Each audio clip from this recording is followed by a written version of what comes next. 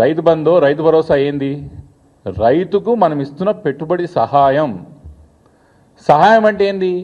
మనం ఓ వ్యక్తికి అవసరం ఉన్నప్పుడు సహాయం చేస్తాం. సహాయం చేసింది ఎట్లుండాలా? మూడో వ్యక్తికో మూడో కంటికో తెలియకుండా చేయాల్సింది సహాయం. సంబరాలు చేసుకుంటూ మూడో వ్యక్తికి లేకపోతే బజార్లో అందరు తెలిసేట్టు చేసే సహాయం అంటారా?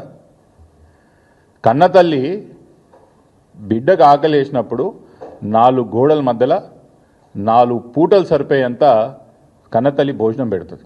అది సవితల్లి ఏం చేస్తుంది? నలుగురికి తెలిసేటట్టు బజార్లో భోజనం పెడుతుంది పిల్లలకి. ఎందుకు తెలవాలి కదా సవితల్లికి, నేను బాగానే చూసుకుంటున్నా పిల్లలని. కన్నతల్లికి ఆ బాధ ఉండదు. కన్నతల్లికి బిడ్డ కడుపు నిండిందా లేదా అని చూస్తుంది. సవిత తల్లి నలుగురు చూస్తుందా లేదా అని చూసి పెడుతుంది. ఈరోజు కేసీఆర్ గారికి రేవంత్ రెడ్డి గారికి తేడా కన్నతల్లి సవిత తల్లి లాగానే ఉన్నది.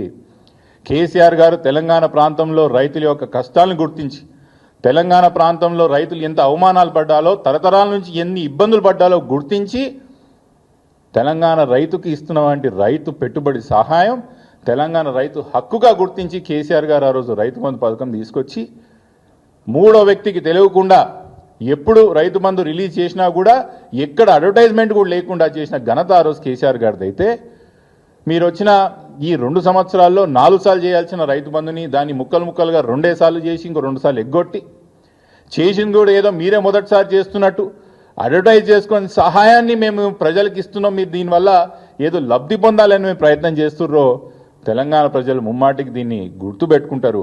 మీరు ఏదైతే కోరిక ఉన్నదో మీకు